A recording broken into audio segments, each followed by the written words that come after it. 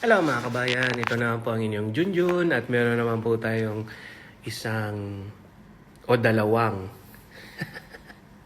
exciting videos tungkol po ito sa mga budget. So ngayon po nagkakagulo-gulo na sila at ang mga videos na ito hindi po talaga ako makapaniwala. Grabe po na parang sa ating mga mambabatas o sa ating mga House of Representatives ay napakadali lang pala sa kanila na gamitin ang pera nating taong bayan para kumita. Okay? So panoorin po natin yung video at magugulat po kayo sa mga pangyayari. Kung kayo po ay kumbaga kahit naman hindi kayo masyadong expert sa accounting, pero nagagamit yung pera natin, taong bayan, nang hindi natin alam para mas kumita sila. Yun po ang aking reaction sa video na to. Yun po ang aking pagkakaintindi. Kaya po meron ditong isang representative, si Congressman Herrera ba yun, yung babae, nagtatanong na bakit kailangan gamitin, ano yung sinusunod na batas para gamitin? Kasi kung hindi naman pa ito ginagamit, bakit kailangan mong gamitin sa ibang bagay? So marami po siyang kumbaga valid na tanong.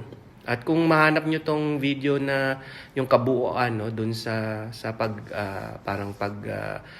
tatanong tungkol sa budget ng Congress, so panoorin nyo po. So sabay-sabay po tayo manood, mag-react, mag-comment. Again, this is your Junjun. Junjun is in. Hindi kung practice or hindi. Tama po ba na ginagamit natin ang earmarked revenues for other things other than specified in the law?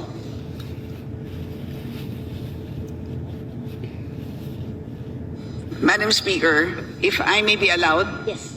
parang po siyang, if I may use a comparison, parang kung tayo po ay nagde-deposito sa isang bangko, nagdeposito tayo ng 100 piso, iniwan natin sa bangko yung ating 100 pesos. Habang hindi natin kailangan yung 100 pesos na yan, ini-invest ng bangko yung 100 pesos na yan. But at any point in time that we demand 100 pesos plus the interest, dapat ibibigay sa atin ng bangko yung pera natin. May blanket kang pinirmahan sa bangko. Nung nagdeposito ka, alam mo na pwede niyong gamitin para invest. That's part of the contract you paid for when you opened the account. Pero ito, batas ito na pinasa natin na earmark ang certain fund for a certain thing. Wala tayong authority na binigay doon sa ating batas o habang may cash, habang hindi ginagamit, pwede nyo gamitin, national government, kung saan nyo gusto. Pag kinapos tayo, gamitin nyo na. O basta siguraduhin nyo, pagkakailangan ko na, ibalik nyo sa akin. Kung may problema po ang ating kagalang-galang na Bench Herrera, again, of course, she's free to file a resolution, file an inquiry, file or solicit an opinion from the DOJ. So, Madam Speaker, paano nga pag hindi na ibalik? Paano kung walang pera yung gobyerno? What happens now? Because ginamit natin for other things, pinambayad natin ng utang. Makatanggap kayo ng 5,000 pesos cash! At 5 kilong ugas! So ayan na nga mga kabayan, napanood natin yung unang video.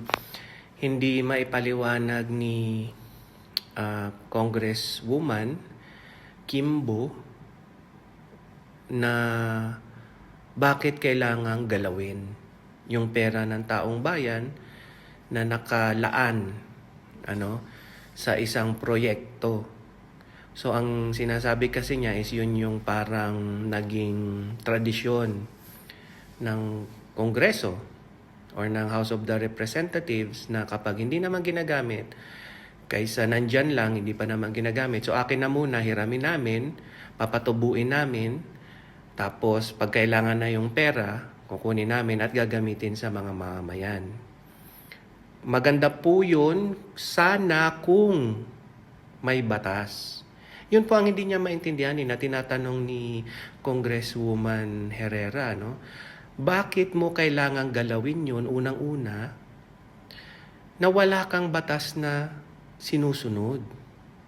Kasi kung wala kang sinusunod na batas, walang guidelines sa batas, maari mong gamitin o maari niyong gamitin sa hindi magandang bagay.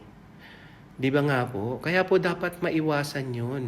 Yung tubo na pinasok mo, sabihin natin, 100 pesos, sa investment, kinuha mo. So, sino ang maglilista nun? Paano nyo nililista yun? At paano nyo nilalagay sa record yung kinuha nyong pera na may tubo, saan nyo gagamitin yung tubo?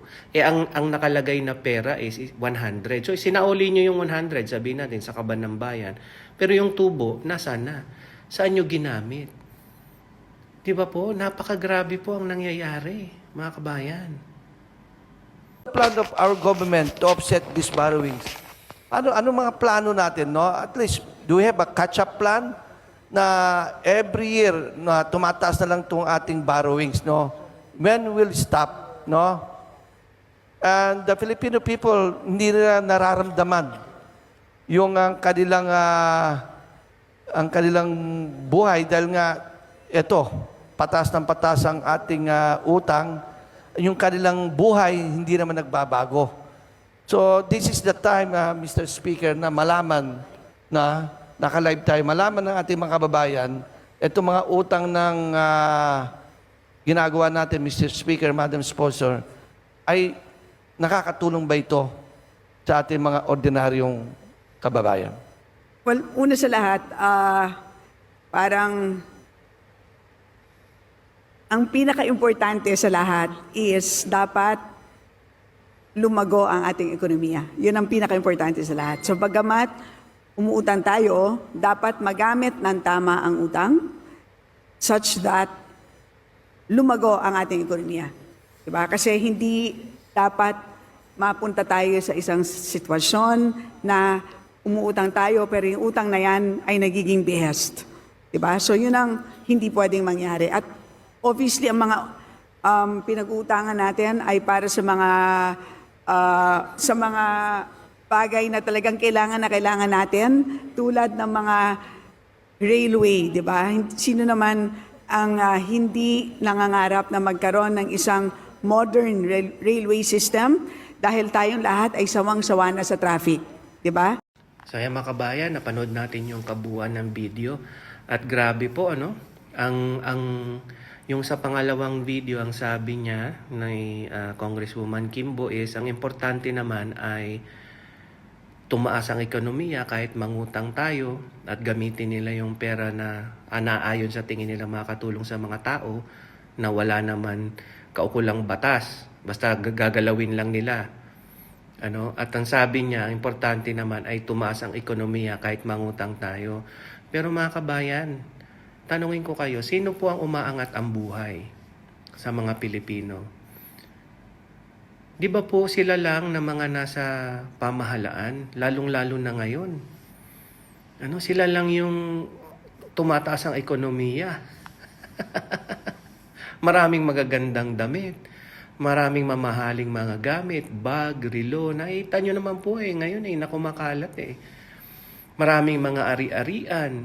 Sila lang po talaga, lalong-lalo na yung mga nasa Congress, House of the Representatives.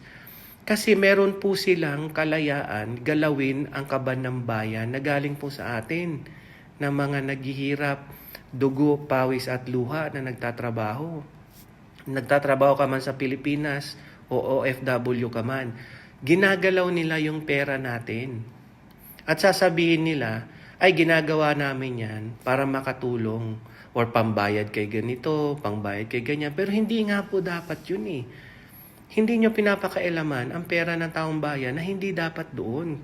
Ang pera po ng taong bayan ay para po umunlad ang ekonomiya ng bansa para sa taong bayan. Hindi yung umunlad lang ang ekonomiya nyo. Ang sakit na po, mga kabayan. So again po, this is your Junjun. Junjun is out.